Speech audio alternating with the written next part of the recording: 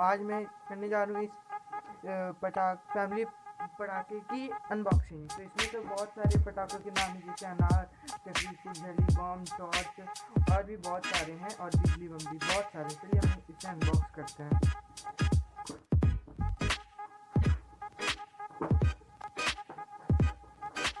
चलिए देख सकते हैं दोस्तों इसमें कौन कौन से बम हैं। तो चलिए पहले हम लोग देख लेते हैं। इसमें 2 पैकेट है या बिजली क्रैकर्स, और एक है ग्राउंड चक्री, यह एक पैकेट है।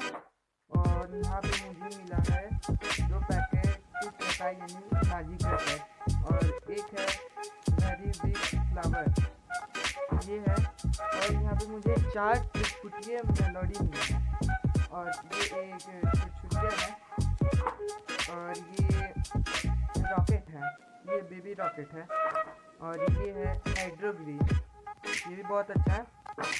और ये है हमारा रस्सी ट्विंकल स्टार, और ये हमारा टॉर्च मैजिकल पेंसिल, और ये इसमें मुझे मिला है रिंग फ्री, और ये पता नहीं मुझे क्या है।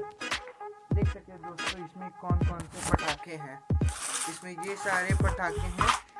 ये इसमें तो लिखा हुआ है 3000, पर मुझे यह मिला है सिर्फ 1000 में। और ऐसे वीडियो देखने के लिए हमारे चैनल को सब्सक्राइब करें और लाइक करें।